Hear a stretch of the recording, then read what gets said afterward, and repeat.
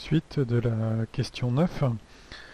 Donc on a montré que l'expression du courant, quand on faisait le développement de l'exponentielle, pouvait se réduire sous cette forme. Or, c'est pas celle qu'on a vue jusqu'à présent, et dans la vidéo précédente, j'étais passé un peu vite de cette étape à celle-là. Donc ici, j'ai repris un petit peu les éléments, et on sait que le temps appartient à l'intervalle 0 grand T la période du hacheur, et on a choisi justement cette période de hacheur de telle manière à ce que le grand T soit très inférieur à la constante de temps RL du circuit. Du coup, le terme moins T sur taux, eh bien en fait il est très petit devant 1, et donc ce terme-là vaut quasiment I mini. Du coup, je me retrouve bien avec cette expression. Alors, à partir de là, on peut calculer l'ondulation de courant, et tout simplement en disant que I de alpha grand T, donc cette partie va être croissante avec le temps, est égale à U0 moins E sur L alpha grand T plus I mini, pardon, et ça, toute cette expression, I de alpha grand T, c'est aussi égal à I maxi. Du coup, si je fais la différence entre les deux, je me retrouve bien avec un delta I. Donc delta I, l'ondulation de courant, qui est égale à I grand M moins I petit m, et est égale à U0 moins E, la FEM du moteur, alpha grand T. Or, souvenez-vous, on avait vu que la FEM du moteur, E, elle était égale à la tension moyenne U, ici appliquée aux bandes du moteur, et on l'avait calculé à la question 8, elle vaut ici U0, facteur de 2 alpha moins 1. J'ai plus qu'à reporter à l'intérieur, et ça me fait un delta I, ici, qui est égal à U0 moins U0 facteur de 2 alpha moins 1 sur L, le tout multiplié par alpha grand T.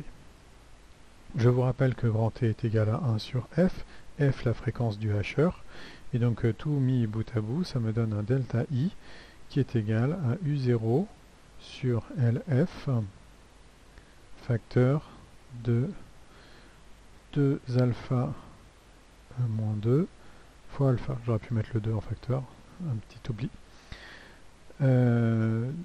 Donc, petite erreur de signe, pardon. Moins 2 alpha plus 2. Donc, on me demande de trouver le delta I, mais ça va être l'ondulation maximale. C'est celle-là qui m'intéresse. Donc, là encore, le delta I est fonction de alpha. Et pour calculer l'ondulation, je vais faire un D de delta I de alpha sur D alpha. Et je vais rechercher cette dérivée qui est égale à 0. Enfin, quelle valeur de alpha annule cette dérivée? Le résultat classique, c'est alpha qui vaut 1,5.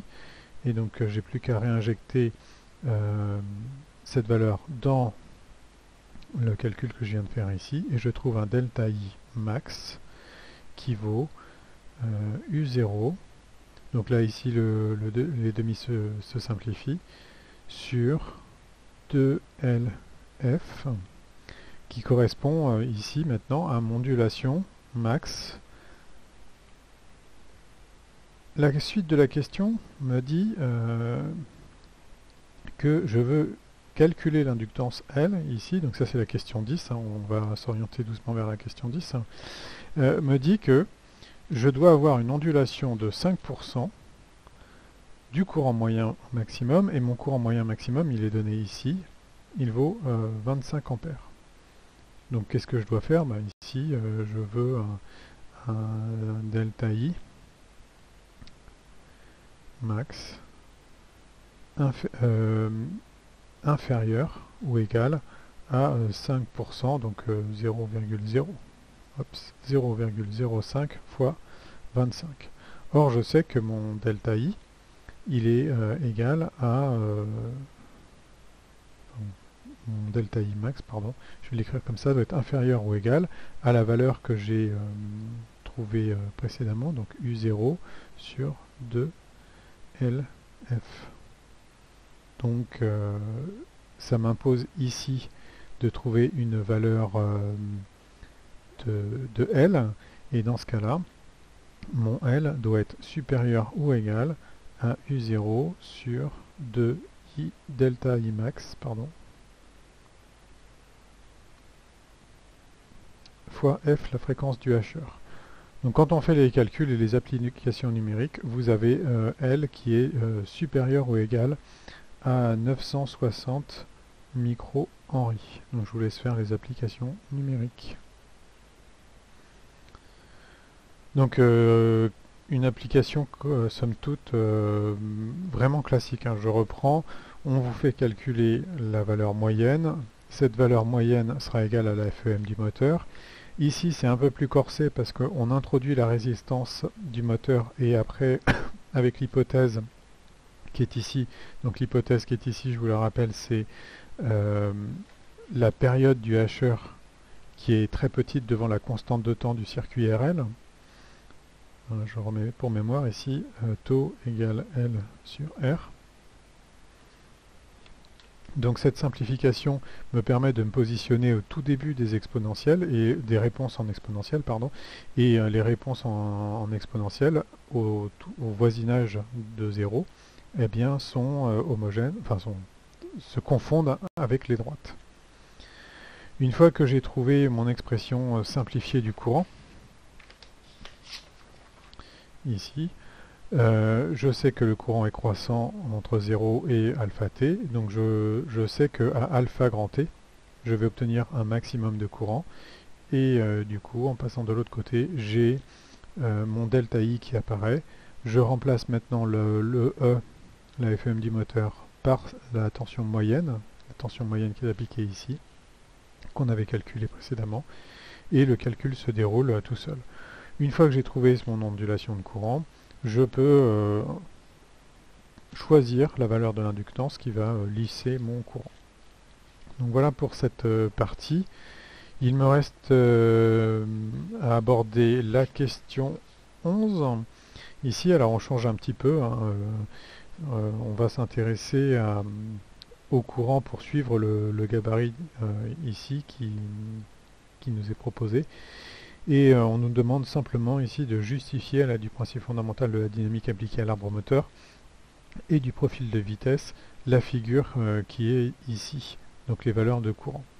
Alors rappelez-vous, dans quelques vidéos auparavant et qui remontent à quelques questions, le temps de retrouver la feuille qui va bien, on avait rempli des graphiques et on avait notamment mis des valeurs de couple. Voilà. Donc ici j'ai une valeur de couple et ce couple correspond bien au couple moteur et il est ici positionné aux différentes phases. Le lien entre ce graphique et celui que vous avez là, c'est tout simplement que le couple magnétique il est égal à K fois I. Donc une fois que j'ai déterminé mon couple magnétique, avoir la valeur de courant, c'est tout simplement I égale Cm sur K. Ce qui me donne ces valeurs. Donc c'est la même courbe que ici, mais dilatée pour apparaître en ampères. Donc ça, on n'a pas vraiment besoin de rappeler le principe fondamental de la dynamique, mais c'est celui qu'on avait vu au tout début de l'exercice. Je recherche dans mes feuilles. Voilà, c'est cette équation qu'on avait mis en œuvre, et donc le couple moteur qui apparaissait ici. Et donc ce couple moteur est sensible au couple résistant qu'on a là, et aux accélérations imposées par le profil de vitesse.